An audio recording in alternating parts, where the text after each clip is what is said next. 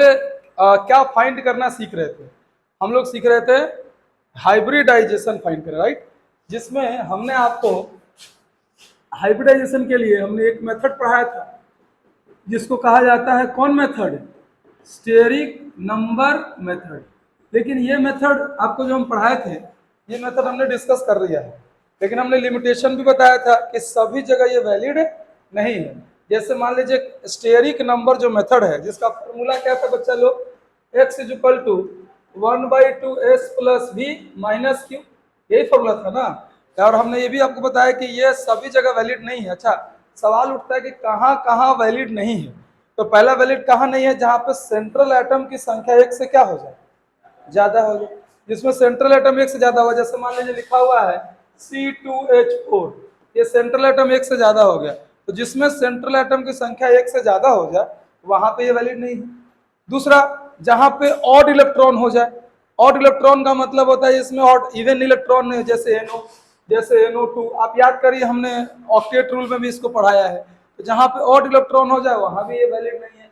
तो सवाल है कि जहां पे सेंट्रल एटम की संख्या एक से ज्यादा हो जाए वहां पे हम हाइब्रिडाइजेशन कैसे फाइंड करेंगे? वहां पे हम लोग हाइब्रिडाइजेशन कैसे निकालेंगे? तो उसको निकालने के लिए एक नया मेथड है, वही मेथड हम लोग पढ़ने वाले हैं। तो आप पहले ये बात समझ में आया कि हम क्या पढ़ने वाले हैं? हम पढ़ने वाले हैं हाइब्रिडाइजेशन कैलकुलेट करना, जिसको हम लोग किस मेथड से कैलकुलेट नहीं कर सकते? स्टेरिक नंबर मेथड से, क्योंकि ये मेथड का लिमिटेशन है कुछ, जो आपको अभी हम बता दिए। कोई दिक्कत है? तो चलिए लिखिए मेथड नंबर 2।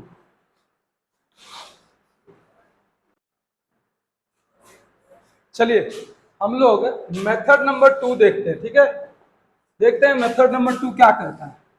सबसे पहले समझना है मेथड नंबर 2 किसके लिए बच्चा लोग? कैलकुलेशन ऑफ क्या? हाइब्रिडाइजेशन। कैलकुलेशन ऑफ हाइब्रिडाइजेशन मतलब संकरण की गणना, हिंदी में इसको बोलते हैं संकरण की गणना हमको करना है। और इसके लिए पहला मेथड हम आपको पढ़ा चुके हैं, मेथड नंबर 2। ये जो मेथड है ये किसके आधार पर होता है? ये होता है, समझ लीजिए, बेस्ड ऑन नंबर ऑफ कौन बॉन्ड? Sigma bond. ये सिग्मा बंध के आधार पर होता है। सिग्मा बॉन्ड को हम लोग ऐसे डिनोट करते हैं, इनके आधार पर देखते हैं, इनकी संख्या के आधार पर। किसका संख्या के आधार पर बताओ? सिग्मा बॉन्ड के आधार पर वो देखते हैं। जैसे एग्जाम्पल हम समझाते हैं, आपको कुछ बात याद रखना होगा। आप सब जानते हैं कि अगर कहीं सिंगल बॉन्ड बन रहा है तो सिंगल बॉन्ड का मतलब इसमें एक सिग्मा है। कहीं अगर डबल बॉन्ड बन रहा है इसका मतलब एक सिग्मा और कितना? एक पाई है। इस बात का ध्यान रखना है। अगर ट्रिपल बॉन्ड बन रहा है इसका मतलब एक सिग्मा और कितना पाई है? 2 पाई है। तो कहीं आपको सिंगल बॉन्ड दिख जाए तो समझिए कि वहां पे एक सिग्मा दिख रहा है। कहीं डबल बॉन्ड दिख जाए तो समझिए कि वहां पे एक सिग्मा और एक पाई है। ट्रिपल बॉन्ड दिख जाए तो एक सिग्मा और कितना पाई है? 2 पाई। तो हमको जो हाइब्रिडाइजेशन फाइंड करना है वो किसके आधार पे करना है? नंबर ऑफ कौन बॉन्ड के आधार पर? सिग्मा बॉन्ड पे। तो पहले तो ये क्लियर हो गया ना कि सिंगल बॉन्ड रहेगा तो एक सिग्मा रहेगा, डबल भी रहेगा तो एक ही सिग्मा रहेगा, ट्रिपल भी। तो हमको क्या क्या गिनना सीखना है अभी? Sigma bond. अब देखिए आगे, each lone pair. Lone pair समझते हैं? लोन पेयर वह इलेक्ट्रॉन होता है जो बॉन्ड में पार्टिसिपेट नहीं करता। थोड़ा एग्जांपल दे देते हैं। जैसे मान लीजिए लिखा हुआ H2O, यहाँ पे ऑक्सीजन है, ऑक्सीजन हाइड्रोजन के साथ बॉन्ड बना रहा है। ऑक्सीजन के पास, आप इधर ध्यान दीजिए, बाद में समझ नहीं आएगा, बाद में प्रॉब्लम आप ही को होगा, बाद में कहेगा सर का बात समझ नहीं आ रहा है ना। आपको ध्यान देना कि यहाँ पे H बॉन्ड बना रहा है। अब देखिए ऑक्सीजन के पास अपना कै गो इलेक्ट्रॉन होता है? 6। 2 बॉन्ड में पार्टिसिपेट कर दिया तो बाकी 2 कौन पेयर में आ गया? लोन पेयर में आ गया। तो ये जो इलेक्ट्रॉन दिख रहा है पेयर, ये कौन पेयर है? Lone pair. तो इसमें कितने लोन पेयर? 2। और कितने share pair? Lone pair pair का मतलब जोड़ा, जोड़ा का मतलब एक पेयर ये एक पेयर ये। कोई दिक्कत है? ऑक्सीजन के पास अपना कितना इलेक्ट्रॉन होता है? 6। और वैलेंस इलेक्ट्रॉन एक यहाँ भाग में लगा दिया कि यहाँ काम में लगा दिया, तो बच गया इसके पास 2 और 2 4। तो एक पेयर बचा, एक पेयर बचा। तो लोन पेयर कितने? 2। और शेयर पेयर कितने? 1 और 2, 2 भी। तो आपको समझ में आया? क्लियर हुआ कि नहीं हुआ? तो हम क्या लिखे? ईच लोन पेयर कितना सिग्मा बॉन्ड? 1 sigma bond. अगर कहीं लोन पेयर दिख जाए तो समझ लो कि वो भी किसको बॉन्ड को फॉलो कर रहा है?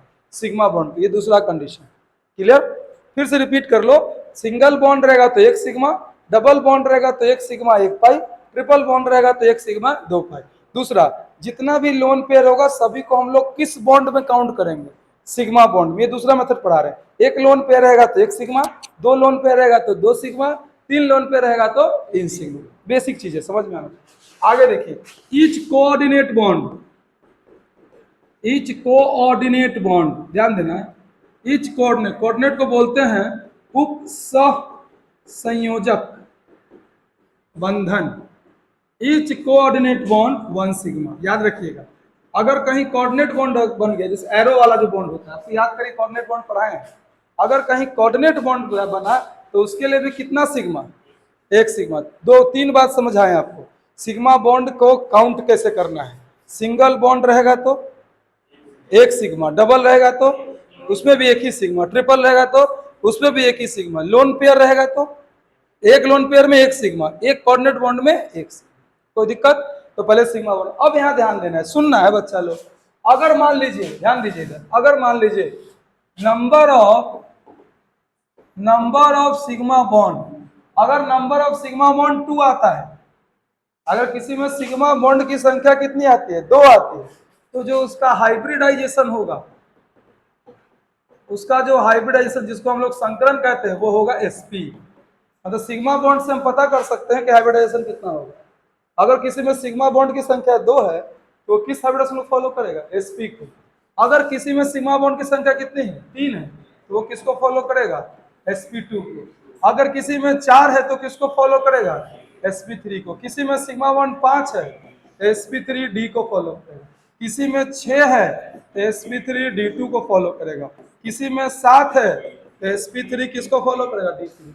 इस तरीके से हम नंबर ऑफ सिग्मा बॉन्ड देखकर बता सकते हैं कि वो कंपाउंड का हाइब्रिडाइजेशन क्या है, उस एलिमेंट का हाइब्रिडाइजेशन क्या है, sp, sp2, sp3। बोलो सबको समझ आया कि नहीं है? दूसरा मेथड किसके, फिर से रिवाइज करो, दूसरा मेथड किसके आधार पर है? नंबर ऑफ सिग्मा बॉन्ड के आधार पर। सिग्मा बॉन्ड कैसे पता करेंगे? सिंगल बॉन्ड रहेगा तो 1 सिग्मा, डबल रहेगा तो भी 1, ट्रिपल भी रहेगा तो 1। लोन पेयर, प्रत्येक लोन पेयर कितना सिग्मा बॉन्ड दिखाता है? 1। और प्रत्येक कोऑर्डिनेट बॉन्ड भी कितना दिखाता है? 1। अब कुछ एग्जांपल से इसको हम डिस्कस करेंगे तो और कंफ्यूजन खत्म होगा। पहले इसको क्या कर लीजिए, कॉपी कर लीजिए प्लीज। बीच में काम किए थे तो देखिए, अब ध्यान देना है आपको, सुनना है। हम लोगों ने देखा कि मेथड नंबर 2 जो है वो कैसे हम लगाते हैं, लेकिन अभी क्या उसका रूल है, अभी हम उसको क्वेश्चन पे देखेंगे, ठीक है। जैसे मान लीजिए क्वेश्चन है CH3 CH double bond CH C triple bond CH, इस तरीके से देखो, और यहाँ एक CH3 लगा दिया, ये कंपाउंड है। अब आपको सोचना है, यह ध्यान दीजिए, आपको सोचना है एक कार्बन अपने आप को कितने बॉन्ड से सेटिस्फाइड करेगा? 4। अरे करेगा ना। इसको हम ओपन करके दिखाते हैं, आपको समझिए। जैसे मान लीजिए कार्बन है, ये कार्बन कितने हाइड्रोजन से लगा हुआ है? 3 हाइड्रोजन से, और एक बॉन्ड इधर है। और ये जो कार्बन है और यहाँ एक हाइड्रोजन है और डबल बॉन्ड है तो 2 1 3 1 4 हो गया। यहाँ एक हाइड्रोजन है और ये भी इधर लगा हुआ है इस तरीके से S से, और यहाँ भी 1 2 3 4 हो गया। और ये ट्रिपल बॉन्ड और एक बॉन्ड, 4 बॉन्ड हो गया। और यहाँ भी इस तरीके से हाइड्रोजन है, ये भी 4 बॉन्ड हो गया। और ये इस तरीके से 3 हाइड्रोजन है। अब कहानी है कि आपको बताना है कि अब इसमें आप एक बताइए, क्या स्टेरिक नंबर मेथड जो आपको हम पढ़ाए हैं, क्या उस रूल से इसको बना सकते हैं? नहीं बना सकते, क्योंकि उसमें तो सेंट्रल एटम चाहिए था। सेंट्रल एटम मिलेगा तब ना उसका वैलेंस इलेक्ट्रॉन लिखेंगे, या सराउंडेड एटम। तो इसके लिए ही मेथड डिजाइन किया गया, नया मेथड है, समझते हैं, इंटरेस्टिंग है, समझ में भी जल्दी आएगा। देखो जैसे इस कार्बन को चेक करो, इसमें नंबर ऑफ सिग्मा बॉन्ड, ध्यान सुनना, नंबर ऑफ, आपको पढ़े हैं ना अभी जो मेथड पढ़े हैं, वो किसके संख्या के आधार पर है? किसके नंबर के आधार पर? सिग्मा बॉन्ड का। इसको चेक कीजिए, एक सिंगल बॉन्ड में 1 सिग्मा होता है, 1 सिग्मा, 2 सिग्मा, 3 सिग्मा और कितना सिग्मा? 4 सिग्मा। इस कार्बन पे कितने सिग्मा? 4। क्लियर है? इसको चेक कीजिए, इस कार्बन को, इस कार्बन में 1 सिग्मा, 2 सिग्मा, डबल बॉन्ड में 1 ही सिग्मा होता है, कितने सिग्मा होगा? 3 सिग्मा होगा। आ रहा समझ में कि नहीं आ रहा है? इसको चेक कीजिए, इस कार्बन में एक सिग्मा, डबल बॉन्ड में एक सिग्मा और सिंगल बॉन्ड में एक सिग्मा, इसमें भी 3 सिग्मा। इसको चेक कीजिए, एक सिग्मा और ट्रिपल बॉन्ड में एक ही सिग्मा होता है, तो कितने सिग्मा टोटल? 2 सिग्मा। हर कार्बन का अलग अलग चेक कर रहे हैं क्योंकि सेंट्रल एटम को पता ही नहीं है कितने हैं। अब देखिए इस कार्बन को चेक कीजिए, इस कार्बन को चेक, 5 बॉन्ड हो गया क्या जी? एक सेकंड, ये नहीं होगा, ठीक है, यहाँ पे H नहीं होगा, ठीक है, ये H नहीं। हाँ देखो, तो यहाँ बताओ, एक सिग्मा और ये 2 सिग्मा, 2 सिग्मा हो गया। इसको चेक करो, एक सिग्मा, 2 सिग्मा, 3 सिग्मा और कितना सिग्मा? 4 सिग्मा। तो बताओ हमने क्या किया, नंबर ऑफ कौन बॉन्ड फाइंड कर लिया? Sigma bond. नंबर ऑफ कौन बॉन्ड फाइंड किया? सिग्मा। अब यहाँ चेक कीजिए, अब इससे हमको हाइब्रिडाइजेशन मिल सकता है। कैसे? देखो, याद करो पिछला वाला लिस्ट को, याद ध्यान दे बच्चा, इधर ध्यान दे, यहाँ 4 सिग्मा था, याद करिए, देखिए तो 4 सिग्मा में कौन हाइब्रिडाइजेशन? sp3। देखिए तो ये कार्बन किस हाइब्रिडेशन को फॉलो करेगा? sp3 को। इसको चेक कीजिए, इसका 3 सिग्मा तो क्या होगा? sp2, पढ़े हैं ना? इसका भी 3 सिग्मा तो क्या? sp2। इसको चेक कीजिए, sp, ये भी sp और ये कौन सा? sp3। कोई दिक्कत किसी को? तो सिग्मा बॉन्ड का संख्या देखकर आप क्या पता कर सकते हैं? हाइब्रिडाइजेशन अलग अलग सबका फाइंड कर सकते हैं। इस कार्बन का हाइब्रिडाइजेशन क्या हो गया? sp3। इसका क्या हो गया? sp2। इसका क्या हो गया? sp2। इस तरीके से पता कर सकते हैं। Any doubt? एक इंटरेस्टिंग क्वेश्चन है जो IIT में आया हुआ है, IIT का क्वेश्चन दिखा देते हैं आपको। एलीन, ये बड़ा पूछा हुआ है, इसको बोलते हैं एलीन। एलीन का फॉर्मूला होता है C3H4, ये फॉर्मूला होता है। इसका स्ट्रक्चर बना देते हैं, इस तरीके से इसका स्ट्रक्चर है, ये इस तरीके से इसका स्ट्रक्चर है। अब आप बताइए, इसमें पूछा था कि हाइब्रिडाइजेशन क्या होगा, एग्जाम में क्वेश्चन आएगा कि हाइब्रिडाइजेशन क्या होगा, तो आप बना सकते हैं। कितने बच्चे हैं जो इसको बना सकते हैं? प्लीज, बनेगा नहीं बनेगा? कैसे, क्या पहले क्या निकालिएगा? नंबर ऑफ कौन बॉन्ड? सिग्मा बॉन्ड फाइंड कीजिए। इस कार्बन का बताइए, नंबर ऑफ सिग्मा बॉन्ड इस कार्बन का बताइए। 1 सिग्मा, 2 सिग्मा, 3 सिग्मा, 3 सिग्मा। इसका बताइए, इसका 2 सिग्मा, 1 और 2। इसका बताइए 1, 2 और कितना? 3 सिग्मा। तो बताइए ये वाला किसको फॉलो करेगा? sp2 को। और ये किसको? sp को। और ये भी किसको? sp2। इस तरीके से हम लोग हाइब्रिडाइजेशन फाइंड कर सकते हैं। और ये मेथड कहीं भी इसका कोई लिमिटेशन नहीं है, इजीली आप सब जगह इसको लगा सकते हैं। तो आपको इजीली लगाने के लिए क्या ध्यान रखना पड़ेगा वो बताइए। क्या फाइंड करना पड़ेगा? पहले सिग्मा बॉन्ड, और उसके आधार पे आप पता कर सकते हैं। Any doubt?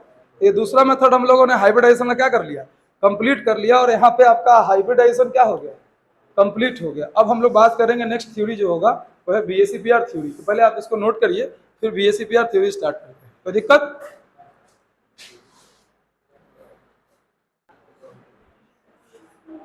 तो अभी नंबर ऑफ सिग्मा बॉन्ड के आधार पर हमने हाइब्रिडाइजेशन फाइंड करना सीख लिया। एक और इसी में ध्यान रखने का चीज बता देते हैं, समझ लीजिए। नहीं, सिंगल बॉन्ड होगा तो वो sp3, इसको भी लिख लीजिएगा, कहीं नोट में कहीं लिख लीजिएगा। अगर कहीं सिंगल, डायरेक्ट भी पता कर सकते हैं, डायरेक्ट भी। अगर कहीं सिंगल बॉन्ड होगा तो sp3 हाइब्रिडाइजेशन को फॉलो करेगा डायरेक्ट। अगर सिंगल बॉन्ड सब हुआ उसका तो कौन हाइब्रिडाइजेशन? sp3। और अगर डबल बॉन्ड हुआ तो sp2 को फॉलो करेगा। और ट्रिपल बॉन्ड हुआ तो sp को फॉलो करेगा। ये डायरेक्ट देख के भी आप बना सकते हैं इसको। कहीं अगर सिर्फ सिंगल बॉन्ड है तो sp3 है, अगर उसमें से कोई एक डबल बॉन्ड है तो वो कार्बन कैसे चला जाएगा? sp2 में चला जाएगा। और कोई भी उसमें से ट्रिपल बॉन्ड से जुड़ा हुआ है तो sp में चला जाएगा। इसमें आपको number of sigma bond find करने का भी जरूरत नहीं होगा, आप सीधा देख के भी सॉल्व कर सकते हो इसके आधार पर। कोई दिक्कत? इसको भी आप कॉपी कर लीजिए प्लीज।